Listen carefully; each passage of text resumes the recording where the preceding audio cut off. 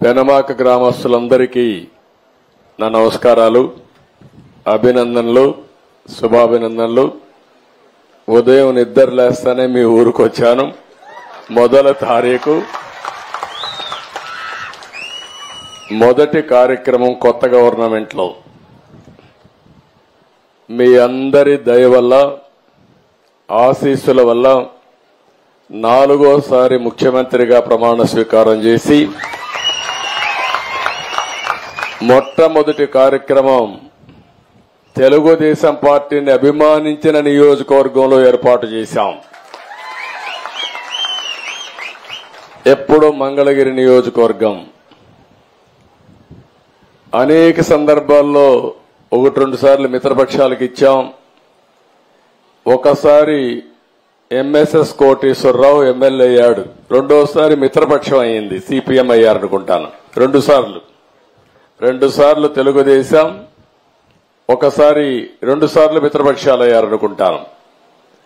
10 ఎన్నికల్లో 4 సార్లు ఎన్నికైతే ఇటీవల కాలంలో 4-5 ఎలక్షన్లో గెలవడం లేదు. కానీ పోయిన ఎన్నికల్లో కూడా ఇక్కడ నిలబడిన మీ అభ్యర్థి లోకేష్ గారు ఆ రోజు ఎన్నికల్లో ఓడిపోయినప్పుడు పట్టు వదిలిపెట్టకుండా మళ్ళా ఇదే నియోజకవర్గంలో పట్టు సాధించాలని కష్టపడి మీ అందరి అభిమానం చూరుకొని ఈరోజు ఒక విధంగా చెప్పాలంటే మంచి నియోజకవర్గాలు గాజువాక, అదే మరుగు 95,000 మెజారిటీ అక్కడ. ఇంకొక పక్కన భీమిలి తెలుగుదేశం పార్టీకి ఎప్పుడు కూడా కంచుకోట, అక్కడ 94,000 93,000 మెజారిటీ. 3వ నియోజకవర్గం మంగళగిరి 92,000 మెజారిటీ. నేను ఇక్కడికి వచ్చానంటే తెలుగుదేశం పార్టీని అభిమానించిన మిమ్మల్ని గౌరవించే బాధ్యత మాకుంది. భవిష్యత్తులో కూడా ఒక విషయం మీరందరూ గుర్తుపెట్టుకోవాలి. అందరికీ న్యాయం జరగాలి. ఆ న్యాయం జరగడానికి తోడ్పాటునిచ్చినటువంటి నియోజకవర్గాలు గాని, గ్రామాలు గాని, వర్గాలు గాని తెలుగుదేశం పార్టీ సేవ చేయాల్సిన అవసరం ఉంది. అందుకని నా మొట్టమొదటి కార్యక్రమం పెనుమాకలో, మంగళగిరిలో పెట్టుకోవడం నాకెంతో ఆనందంగా ఉందని చెప్పి మీ అందరికీ తెలియజేస్తున్నా. మొన్న జరిగిన ఎన్నికలు ఒక హిస్టారికల్ ఎన్నికలు ఇవి. నేను 10 ఎన్నికలు చూశాను. 10 ఎన్నికల్లో ఎప్పుడూ జరగని విజయం. ఒక అసెంబ్లీ ఎన్నికల్లో 95,000 మెజారిటీ, మంగళగిరి లాంటి నియోజకవర్గంలో 91,000 మెజారిటీ. నేను ఒకప్పుడు 60,000-50,000 వస్తేనే కుప్పంలో బ్రహ్మాండంగా వచ్చిందనుకునే పరిస్థితి నుంచి ఇప్పుడు 90,000-95,000 మెజారిటీలు వచ్చేసే పరిస్థితికి వచ్చాయి. దీనికి అంతటి కారణం ఒక్కసారి మీరు ఆలోచించుకుంటే, రాజకీయ విశ్లేషణ చేస్తే 5 సంవత్సరాలు పరిపాలన, ఒక పీడ కళ, రాష్ట్రాన్ని పట్టి పీడించి ఎన్ని ఇబ్బందులు కలిగించాలనో ఈ విధంగా కూర్చొని ఆనందంగా మాట్లాడుకున్న రోజు కూడా లేదు. 5 ఏళ్లు ఉందా ఎప్పుడన్నా అడుగుతున్నా. నిద్ర లేస్తే టెన్షన్, ఎప్పుడు ఎవడొస్తాడో మన ఇంటికి తెలియదు. మొన్నటి వరకు మా పోలీసులు గోడ దూకి వచ్చేవాళ్ళు, ఇప్పుడు గోడ దూకే పని ఉండదు. ఇంకెక్కడ అరెస్టుల కోసం ఎందుకు వచ్చారో తెలియదు.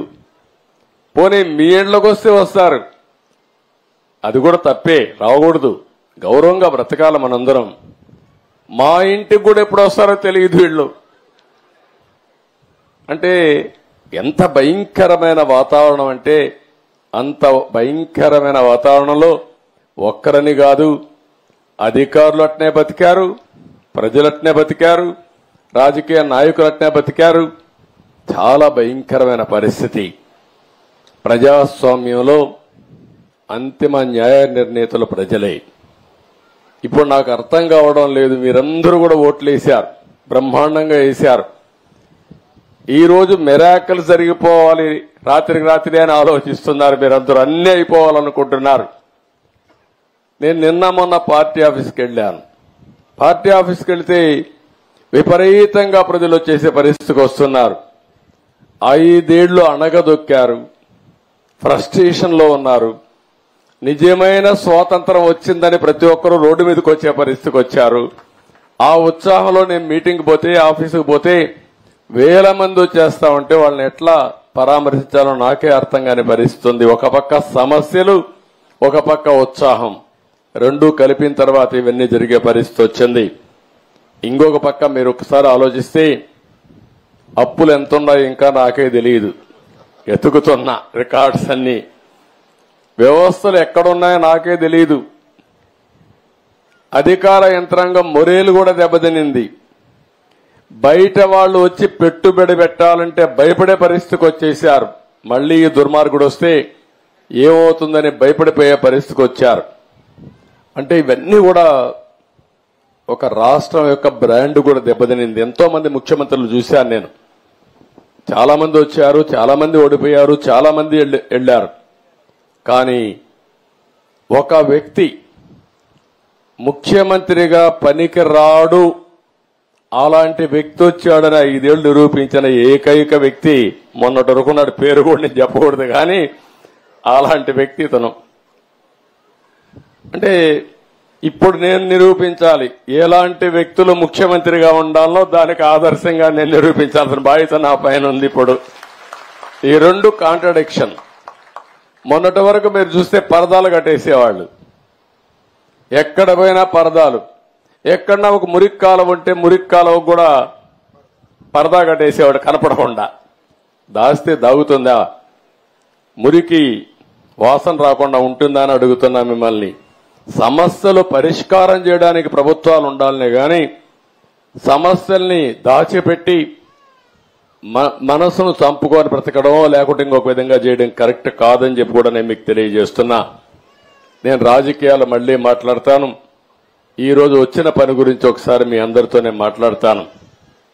ఈ రోజు మీరందరూ చూస్తే ఇది ఒక హిస్టారికల్ ఎన్నిక అయితే, ఈ రోజు నేను వచ్చింది పెన్షన్ పండుగ.